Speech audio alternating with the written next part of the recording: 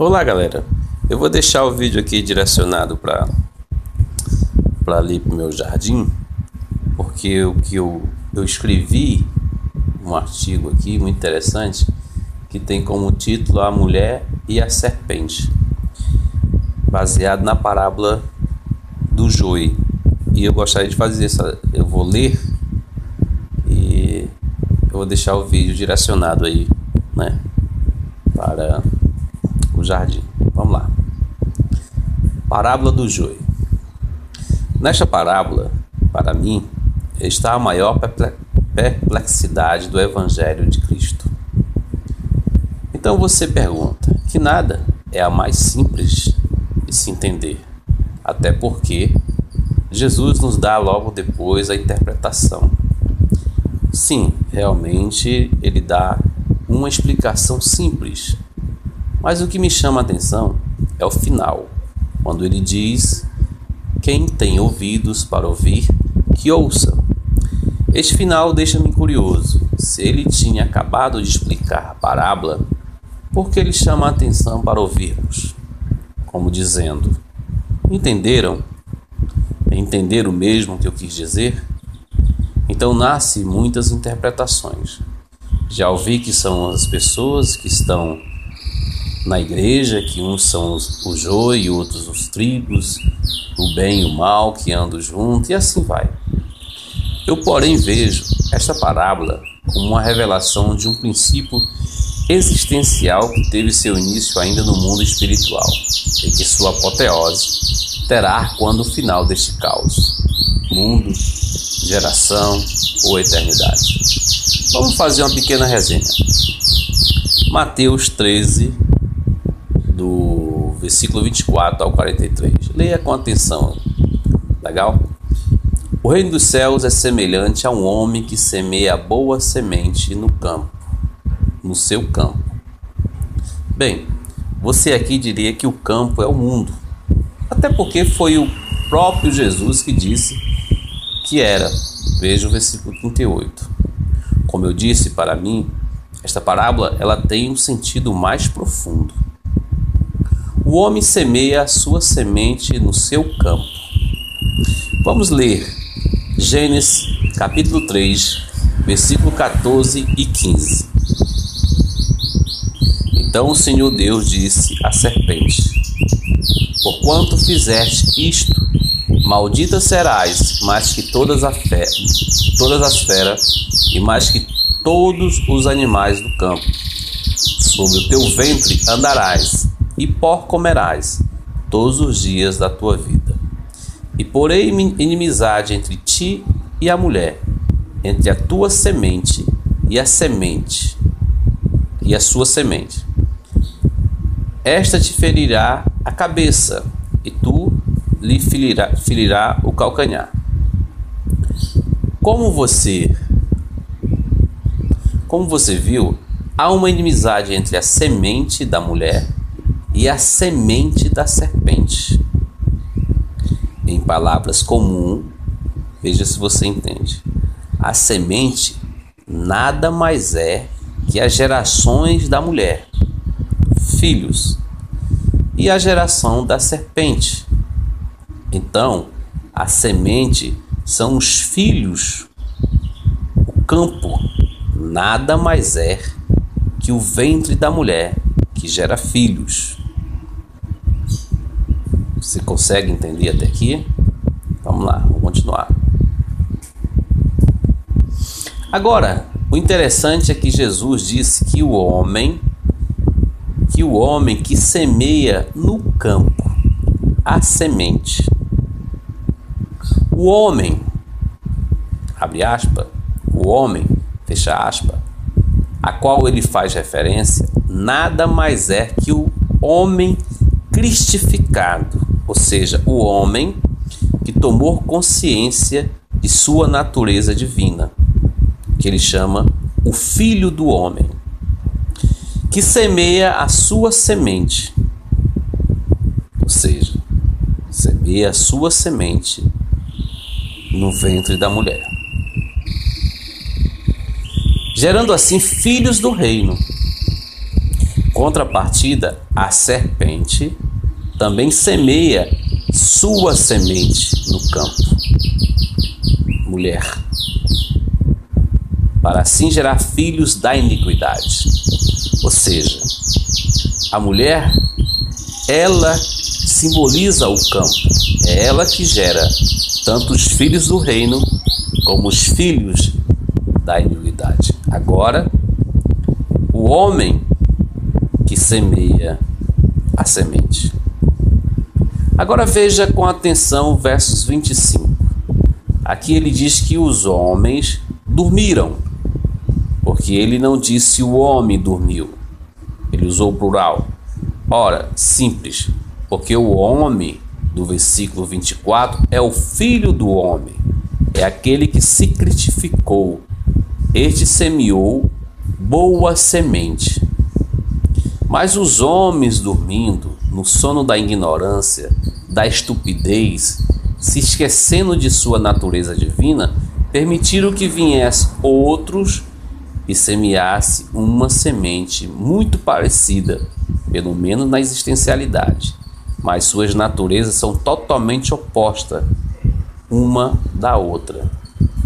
Uma é maligna, outra de natureza divina. A identificação das sementes malignas só se dá quando há um amadurecimento da boa semente. Enquanto não ocorre este amadurecimento, enquanto as pessoas não se tornam cristificadas, enquanto os homens não alcançarem a sua cristificação, ou seja, a sua vivência na ética de um homem nascido para o reino, não há diferença na existencialidade. Você não sabe identificar onde está o bem, onde está o homem mau e onde está o homem bom. Então, juntos não tem como identificar quem são de natureza divina entre os da natureza maligna. Ora, a pergunta dos servos são racionais. Senhor, como pode isso? Se tu que és Senhor, semear-te boa semente no campo, porque tem então o joir. E ele disse, um inimigo em quem fez isso. E quem é o inimigo? A semente da serpente, os filhos da iniquidade, os que dormiram. Em outras palavras, os filhos da serpente estão ambos nascendo no campo, ou seja, ambos estão nascendo na mulher. Agora você entenderá melhor. Veja o que Paulo disse. Paulo disse, se nós somos, se nós temos consciência de quem somos, de quem acreditamos e de quem convivemos, logo os nossos filhos são abençoados. Ou seja, tanto aqueles que estão convivendo, estão nascidos, como aqueles que irão nascer, são filhos do reino. Paulo compreendeu essa dimensão. Veja, do mesmo ventre de uma mulher, são gerados filhos, sementes boas e outra má. Se cumpre assim a fala do Gênesis, que haveria inimizade, entre a semente da mulher e a semente da serpente. Sabemos nós que a serpente não gera filhos, não gera pessoas. Tanto a parábola do joio se refere a pessoas, como no Gênesis, a semente são pessoas que são geradas do ventre da mulher, que Jesus chama aqui em Mateus de campo. Na explicação ele diz que é o mundo que não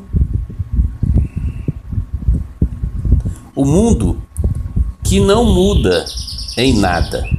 O que estamos falando, porque no mundo que acontece a existencialidade das duas sementes. como está escrito no Gênesis 3, capítulo 3, versículo 14. As inimizades acontecem no mundo da existência telúrica, ou seja, no mundo terrestre.